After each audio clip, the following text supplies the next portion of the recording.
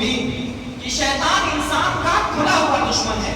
شیطان ہر لمحہ کوشش کرتا ہے کہ انسان کو گناہ کی طرف مائل کر دے, زنا کی طرف مائل کر دے, لذت کے خاطر, چند لمحوں کی شہوت کے خاطر, چند منٹ کے مزے کے خاطر انسان کو جو ہے وہ گناہ کی طرف مائل کرنا شروع کر دیتا ہے. ہوا یوں ہی کہ حضرت مائز اسلمی رضی اللہ تعالیٰ عنہ جو صحابی رسول تھے, ان کو جو ہے اس نے غسلا دیا, بہکا دیا, گناہ پر مائل کر دیا, اور ایک خاتون سے جو ہے اس شیطان کے ورگلانے کی وجہ سے آپ سے زنا سرزد ہو گئی, آپ سے گناہ واقع ہو گئی.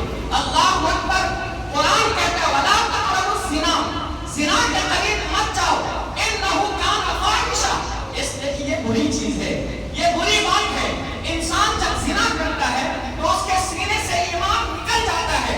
ایک حدیث میں ہے جب انسان زنا کرتا ہے تو اس کا ایمان اس کے سینے سے نکل کر کے زمین و آسمان کے خلا میں وہ رک جاتا ہے.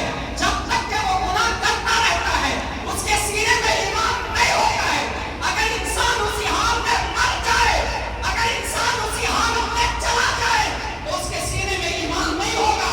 وہ انسان کے لیے ایسا نہ ہو کہ ہمیشہ کے لیے جہنم میں بہتا رہے, ہمیشہ کے لیے جہنم میں جلتا رہے, ہمیشہ کے لیے جہنم کے انگاروں کے اندر وہ تڑپتا رہے.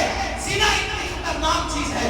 زنا کرنے والا جب زنا کرتا ہے اس کے سینے سے ایمان اللہ نکال دیتا ہے. اللہ اکبر. حضرت مائز اسلمی رضی اللہ تعالیٰ عنہ سے ایک غلطی واقع ہو گئی, سو ہو گیا اور ان سے زنا واقع ہو گئی. حالانکہ اس چیز کو کسی انسان نے نہیں دیکھا تھا, کسی ساتھی نے نہیں دیکھا تھا, کسی دوست نے نہیں دیکھا تھا, کسی احباب نے نہیں دیکھا تھا, کسی رشتہ دار نے نہیں دیکھا تھا, گاؤں والوں نے نہیں دیکھا تھا, علاقے والوں نے نہیں دیکھا تھا, کسی نے نہیں دیکھا تھا. تنہائی میں انہوں نے چند لمحے کی لذت کے لیے انہوں نے گناہ کر لیا تھا. لیکن جب وہ شہوت ختم ہوتی ہے اور اس کا جنون اترتا ہے تب انہیں یاد آتا ہے کہ ہائے میں نے یہ کیا کر لیا, یہ مجھ سے کیا خطا واقع ہو گئی, یہ مجھ سے کون سی ایسی غلطی ہو گئی, میں نے اللہ کی بارگاہ میں اب جانے کے بعد کیا جواب دینا ہے. میرے پیارے آقا علیہ السلام کے پیارے دیوانوں, اسی سوچ میں آپ تنہائی میں ہوتے تھے, اللہ کی بارگاہ میں گڑگڑاتے تھے, اے اللہ مجھے معاف کر دے, اے اللہ مجھے معاف کر دے. جب بھی آپ اس گناہ کو یاد کرتے تھے آپ بے چین اور بے قرار ہو جاتے تھے. جب آپ سے رہا نہ گیا تو مصطفیٰ کریم کی بارگاہ پہ جاتے ہیں اور کہتے ہیں تحقیق یا رسول اللہ مجھے پاک فرما دیجئے, مجھ سے یہ کام سرکل ہو گیا. میرے آقا علیہ السلام نے ان سے چہرہ پھیر دیا اور ان سے بات نہیں کی, دوسری طرف چلا سا چہرہ پھیر دیا. حضرت مائز وہاں سے اٹھتے ہیں اور حضور کے چہرے کی طرف آتے ہیں اور کہتے ہیں تحقیق یا رسول اللہ میری زندگی مجھ پر تنگ ہو گئی ہے, میرا جینا میرے لیے دوبر ہو گیا ہے. تحقیق یا رسول اللہ مجھے پاک فرما دیجئے, مجھے صاف فرما دیجئے, میرے گناہوں کو دھلوا دیجئے, اس لیے کہ آپ کے علاوہ میرا کوئی سہارا نہیں ہے جو مجھے گناہوں سے پاک کروا سکتا ہے, جو مجھے خطاؤں سے پاک کر سکتا ہے. اللہ کی بارگاہ میں پھر سے مجھے وہی عزت دلوا سکتا ہے. آقا حضور تحقیق بھی مجھے پاک کر دیجئے. اللہ اکبر. جب دوسری مرتبہ نے کہا نا حضور نے پھر چہرہ پھیر دیا. تیسری مرتبہ جب وہ کہتے ہیں حجت تمام ہو جاتی, لیکن پھر بھی میرے آقا نے کہا چل ہٹ جا, میرے یہاں سے چلا جا. صحابہ کرام اللہ اکبر قریب میں بیٹھے ہوئے تھے. صحابہ کرام سے پوچھتے ہیں کہ یہ پاگل تو نہیں ہے, کہیں یہ کسی اور حالت میں تو نہیں ہے. تو صحابہ کرام عرض کرتے ہیں یا رسول اللہ صلی اللہ علیہ وسلم انہوں نے کوئی نشہ بھی نہیں کیا ہے, ان سے کوئی خطا نہیں, یہ اس وقت جو ہے جنون کی حالت میں بھی نہیں ہے, بالکل صحیح سالم ہے. تب اللہ کے رسول علیہ السلام نے ارشاد فرمایا, اب حجت جو قائم ہو چکی تھی, گواہ بن چکے تھے, تب اللہ کے رسول فرماتے ہیں مائز کو لے جاؤ اور اسے سنسار کر دو. اللہ اکبر. اگر کوئی شادی شدہ ہوتا ہے نا اور وہ زنا کر لے, وہ کسی غیر خاتون سے یعنی محرم کے علاوہ غیر محرم سے بدکاری کر لے, تو شریعت کا حکم یہ ہے کہ شادی شدہ کو پتھر مار مار کر کے ہلاک کر دیا جائے. آپ ذرا دیکھیے تو صحیح وہ اسلام کا کیسا قانون تھا. اللہ اکبر.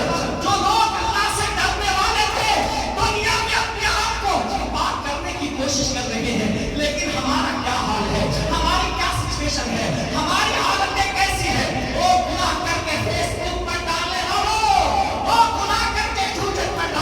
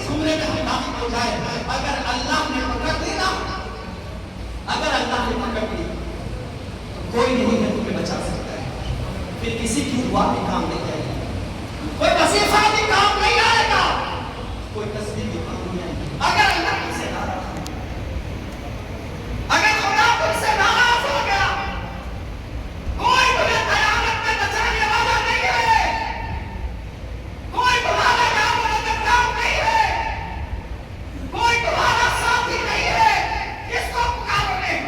قرآن کہتا ہے یوم یفر المرء من اخیہ وامہ وابیہ وصاحبتہ وبنیہ لکل امرئ منہم یومئذ شأن یغنیہ۔ انسان اس دن بھاگے گا اپنے بھائی سے، اپنے بھائی سے بھاگے گا، وامہ وابیہ اپنے ماں سے بھاگے گا، اپنے باپ سے بھاگے گا، وصاحبتہ وبنیہ اپنے بہنوں سے، اپنے بھائیوں سے، اپنی بیویوں سے بھاگے گا، حتیٰ کہ کوئی کسی کا دوسرا حال نہیں، کوئی دوسرا حال نہیں۔ ذرا سوچئے تو صحیح، ہم اور آپ جب اللہ کی عدالت لگی اور اللہ کے سامنے ہمیں پیش کیا جائے گا، کیا دکھائیں گے خدا کو؟ کیا لے کر کے جائیں گے خدا کے سامنے؟ یہی کہ 31 ہم نے گناہ کیا تھا،